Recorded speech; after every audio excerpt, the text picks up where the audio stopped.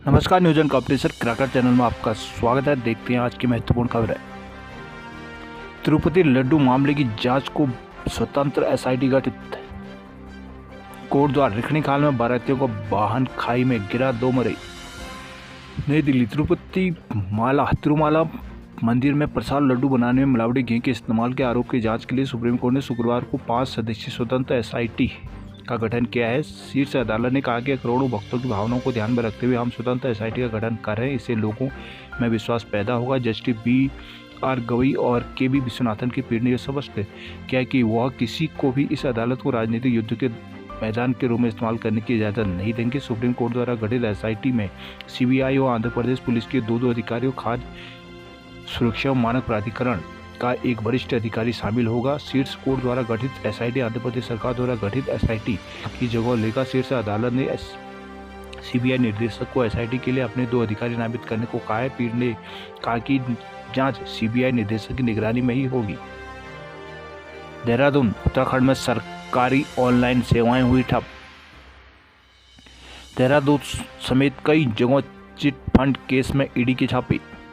उत्तराखंड में सरकार का IT सिस्टम खतरनाक वायरस मालवेयर वायरस अटैक की चपेट में आ गया। 2 अक्टूबर को रात हुई इस हमले के बाद से एसआईटी विशेषज्ञ शुक्रवार देर रात तक स्थिति काबू करने में जुटे रहे। इस दौरान स्टेट वाइड इंडिया नेटवर्क स्वान को शुरू कर दिया गया, जबकि अन्य सेवाओं को शुरू करने के प्रयास किए थे। सभी सेवाएं सोमवार तक बहाल होने की उम्मीद है। इस संबंध में सचिव IT नीतीश झा ने बताया कि 2 अक्टूबर की रात डेली स्कैनिंग के दौरान स्टेट डाटा सेंटर के कुछ कंप्यूटर में मालवेयर वायरस की मौजूदगी मिली है। ऐसे में सतर्कता बढ़ते हुए NIC साल्ट इन और विशेषज्ञ सलाह पर स्टेट डाटा सेंटर के सभी कंप्यूटरों को और सिस्टम को तत्काल बंद कर दिया गया ताकि वायरस दूसरे सिस्टम को प्रभावित ना कर सके। सचिव ने बताया कि इस प्रक्रिया के चलते सेंटर की सभी सेवाएं अस्थायी रूप से बाधित रही। हालांकि शुक्रवार तक डाटा सेंटर के सभी सिस्टमों की स्कैनिंग पूरी हो चुकी है। तकनीकी विशेषज्ञ की सलाह के अनुसार पहले चरण में स्वान की सेवाएं शुरू की गई। अन्य सेवाओं को भी चरणबद्ध तरीके से शुरू कर दिया जाएगा। इसमें 2 से 3 दिन लग सकते हैं। देहरादून, हिंदी पढ़ना लिखना नहीं जानने वाले डाक सेवकों की रिपोर्ट हुई तलब। नैनीताल, 36 आरक्षण पर आयोग को जानकारी दे हाईकोर्ट। उत्तराखंड में बनाए जाएंगे Apple kiwi zone, Dhami. UKSSC ने समूह गौ के 751 रिक्त पदों के लिए मांगे आवेदन। डाक विभाग ने ग्रामीण डाक सेवक के पद पर नौकरी पा चुके ऐसे अभ्यर्थियों जिनको हिंदी पढ़ना लिखना बोलना हिसाब किताब करना नहीं आ रहा, उनकी इस रिपोर्ट तलब कर ली है। इसकी रिपोर्ट उच्च अधिकारी को भेजी जाएगी। डाक विभाग में अखिल भारतीय स्तर पर ग्रामीण डाक सेवकों की भर्ती चल रही है। 10वीं में अच्छे अंकों के आधार पर बाहरी राज्यों के युवा उत्तराखंड के डाकघरों में भी नौकरी पा रहे हैं। कुछ डाक सेवक ऐसे आ रहे हैं जिनको हिंदी पढ़ना लिखना बोलना तक नहीं आ रहा। कुछ अभ्यर्थियों को गणित में 100 में से 98 अंक है, लेकिन उनको प्रतिशत निकालना तक नहीं आ रहा है। लिहाजा डाक विभाग ने सभी डिवीजनों में ऐसे अभ्यर्थियों की रिपोर्ट तलब की है। ऐसे उच्च अधिकारियों को भेजा जाना है। बाहरी राज्यों जम्मू कश्मीर, पश्चिम बंगाल, झारखंड, राजस्थान, तमिलनाडु के युवा फर्जी प्रमाण पत्र बनाकर उत्तराखंड के डाक सेवक के पदों पर नौकरी पा रहे हैं। उत्तराखंड के डाकघरों में 2021 से 2023 तक 1448 अभ्यर्थियों का चयन हुआ है, जबकि उनके प्रमाण पत्रों का सत्यापन किया गया तो 36 अभ्यर्थियों की प्रमाण पत्र फर्जी निकले। प्रमाण पत्र फर्जी होने के बाद इनको नौकरी से हटाया गया। 5 अभ्यर्थियों के खिलाफ केस भी दर्ज किया गया। इस साल भी डाक विभाग में ग्रामीण डाक सेवकों के 1238 पदों पर भर्ती चली है, लेकिन सत्यावन में 6 अभ्यर्थियों के प्रमाण पत्र फर्जी निकले हैं, जिनके खिलाफ डाक विभाग मुकदमा दर्ज करवा चुका है। हाईकोर्ट ने राज्य सरकार से कहा है कि वो राज्य आंदोलनकारियों को 10% क्षतिपूर्ति आरक्षण देने का मामला विचाराधीन होने की जानकारी उत्तराखंड अधीनस्थ सेवा चयन आयोग को दें। राज्य आंदोलनकारियों को सरकारी सेवाओं में आरक्षण देने के मामले में सुनवाई करते हुए खंडपीठ ने यह बात कही है। मामले में अगली सुनवाई 22 अक्टूबर को होगी। न्यायाधीश ऋतु बाहरी व न्यायमूर्ति राकेश हबरियाल की खंडपीठ में याचिकाकर्ता भुवन सिंह व अन्य की ओर से दायर प्रार्थना पत्र पर शुक्रवार को सुनवाई हुई। याचिका में कहा गया है कि हाल ही में अधीनस्थ सेवा चयन आयोग की ओर से 257 व 196 पदों के लिए अलग अलग विज्ञापन जारी किए गए थे, जिसमें राज्य आंदोलनकारियों को 36 आरक्षण का प्रावधान किया गया है, जबकि मामला कोर्ट में विचाराधीन है। यही नहीं, आयोग ने विभिन्न विभागों के 4000 पदों पर नियुक्ति का सर्कुलर जारी कर दिया है। कोर्ट ने पूर्व जनहित याचिका पर सुनवाई के दौरान सरकार से पूछा था कि आरक्षण किस आधार पर तय क्या है, उसका डेटा पेश करे। हालांकि कोर्ट ने एक्ट पर रोक लगाने से इनकार कर दिया था। उत्तराखंड अधीनस्थ सेवा चयन आयोग की ओर से समूह गौ के विभिन्न विभागों कनिष्ठ सहायक के 465 रिक्त पदों सहित कुल 751 रिक्त पदों पर भर्ती के लिए आवेदन आमंत्रित किए हैं। सीधी भर्ती के माध्यम से राज्य के विभिन्न विभागों में डाटा एंट्री ऑपरेटर, कंप्यूटर सहायक, सह स्वागतकर्ता, कनिष्ठ सहायक, स्वागती मेटकारी पर्यवेक्षक आवास निरीक्षक के पदों पर अगले साल 19 जनवरी 2025 को सीधी भर्ती प्रक्रिया आयोजित की जाएगी। आयोग के अध्यक्ष GS वर्तोलिया ने बताया कि सीधी भर्ती का कार्यक्रम जारी कर दिया गया। इसके तहत 11 अक्टूबर से अभ्यर्थी विभिन्न पदों के लिए ऑनलाइन आवेदन कर सकते हैं। आवेदन की अंतिम तिथि 1 नवंबर निर्धारित की गई है। 5 नवंबर से 8 अक्टूबर के बीच ऑनलाइन आवेदन पत्रों को संशोधित करने का मौका दिया जाएगा। लिखित परीक्षा की अंतिम तिथि 19 जनवरी को होगी। देहरादून, ऊखीमठ और चोपता PSC को CSC में किया गया उच्चीकृत। रुद्रप्रयाग जिले में ऊखीमठ और चोपता में स्वास्थ्य सिस्टम जल्द मजबूत होगा। इसके लिए सरकार ने दोनों स्थानों के PSC को CHC में उच्चीकृत करने की मंजूरी दे दी है।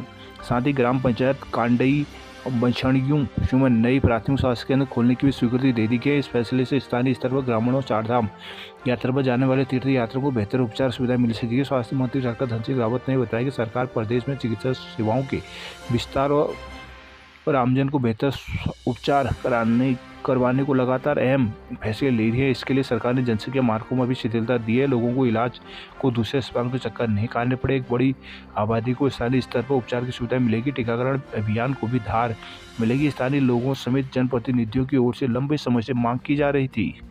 नरेंद्रनगर कुंजापुरी मेले में लोक कलाकारों ने जमाया रंग।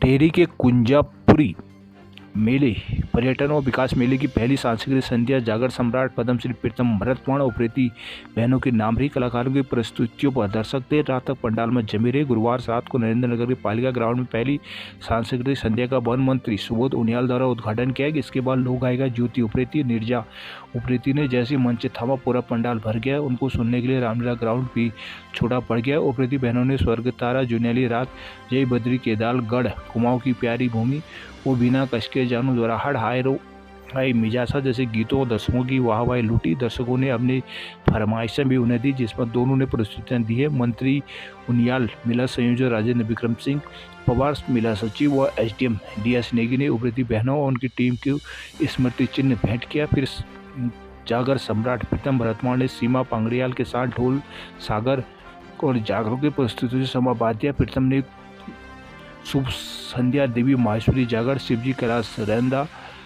गणी कुरानी बिंदुली नरसिंह जागर, मोहना तेरी मुरली बजी, तिवारो माँ बैठी होली आदि पर दर्शकों को नचाने मजबूर किया। दिलीप गंगवाल, अर्जुन, राकेश कपरवाण, विक्की कोहली ने भी गीत गाए।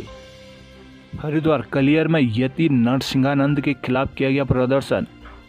कलियर महंत यति नरसिंहानंद की ओर से पैगंबर हजरत मोहम्मद साहब के बारे में दिए गए आपत्तिजनक बयान के विरोध में शुक्रवार को कलियर नगर पंचायत के लोगों ने झंडा चौक पर इकट्ठा होकर प्रदर्शन किया। इसके बाद पुलिस को राष्ट्रपति के नाम ज्ञापन सौंपा और तहरीर देकर कार्रवाई की मांग की। गाजियाबाद के डाशना मंदिर के महंत नरसिंहानंद ने हजरत पैगंबर मोहम्मद साहब के बारे में अमर्यादित और आपत्तिजनक बयान दिया, जिससे मुस्लिम समाज के लोगों में रोष है। शुक्रवार को जुमे की नमाज के बाद मुस्लिम समाज के लोग भारी संख्या में झंडा चौक पर इकट्ठा हुए और नरसिंहानंद के खिलाफ विरोध प्रदर्शन किया, जिसके बाद पुलिस को तहरीर देकर कार्रवाई की मांग की गई।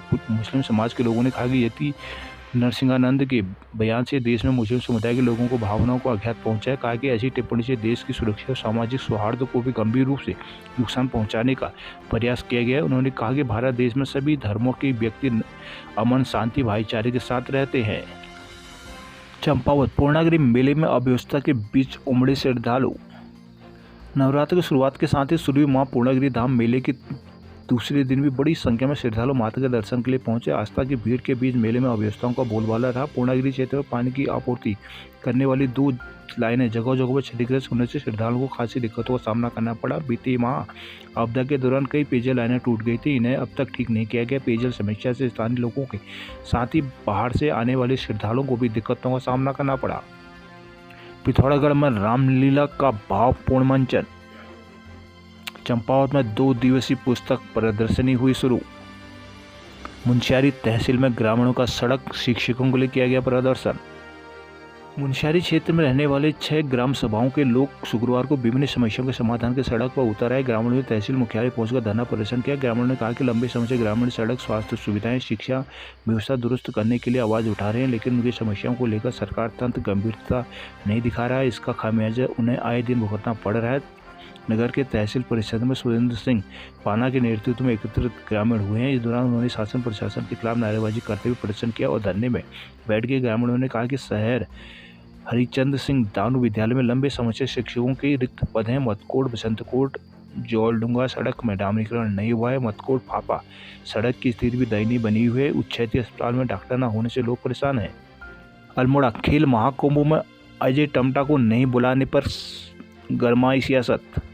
अल्मोड़ा हेमंती नंदन बोगोड़ा स्टेडियम में शुक्रवार से शुरू हुआ खेल महाकुंभ के निमंत्रण पत्र में स्थानीय सांसद और केंद्रीय राज्य मंत्री अजय टम्टा का नाम न होने पर अल्मोड़ा में सियासत गरमा गई है। इससे भाजपा के नेताओं के बीच में एक बार फिर केंद्रीय राज्य मंत्री अजय टम्टा और कैबिनेट मंत्री रेखा आर्या के बीच राजनीतिक दूरियों की चर्चाएं तेज हो गई। अजय टम्टा अल्मोड़ा में होने के बाद भी कार्यक्रम में शामिल नहीं हुए। उन्होंने साफ कहा कि किसी ने उन्हें आयोजन की जानकारी नहीं दी है। वह काबीना मंत्री रेखा आर्या का कहना है कि विज्ञापन के माध्यम से सभी को आमंत्रित किया गया था। अल्मोड़ा में जिला युवा कल्याण एवं प्रांतीय रक्षक दल की ओर से खेल महाकुंभ के शुभारंभ को लेकर व्यापक प्रचार प्रसार किया गया था, जिसके लिए विभाग की ओर से निमंत्रण पत्र भी छपवाए गए थे। शुभारंभ के लिए खेल मंत्री रेखा आर्या को विशेष अतिथि और कांग्रेस के विधायक मनोज तिवारी को अध्यक्षता की जिम्मेदारी दी गई थी, लेकिन निमंत्रण पत्र में केंद्रीय राज्य मंत्री अजय टम्टा का नाम गायब था। केंद्रीय राज्य मंत्री का नाम होने से उनके समर्थक भाजपाइयों ने भी नाराजगी जताई है। हालांकि पार्टी अनुशासन के डर से कोई खुलकर सामने आने को तैयार नहीं है। भाजपा नेताओं ने बताया कि टम्टा 2 दिन से अल्मोड़ा में ही हैं। उनके बावजूद निमंत्रण पत्र पर उनका नाम नहीं होना बड़ी लापरवाही है। कुछ भाजपाइयों का कहना है कि कुछ नेताओं के दबाव में विभाग ने जानबूझकर टम्टा का नाम कार्ड से हटाया है। निकाय चुनाव से ठीक पहले सामने आए इस प्रकरण से अल्मोड़ा भाजपा में सब कुछ ठीक दिखाई नहीं दे रहा। अल्मोड़ा में राम जन्म के साथ रामलीला का मंचन हुआ शुरू। बागेश्वर में राम सीता जन्म के साथ ही रामलीला मंचन शुरू। अल्मोड़ा में क्वारब के पास फिर दर की पहाड़ी यात्री हुए परेशान।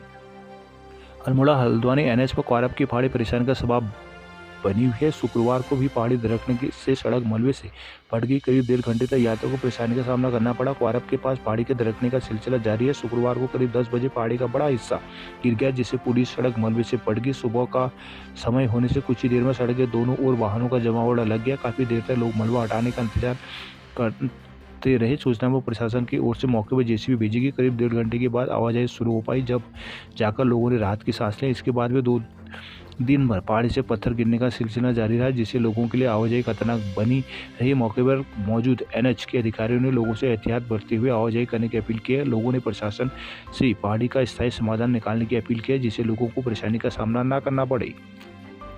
रुद्रपुर फर्जी फर्म से जालसाजों ने किया करोड़ों का लेन देन।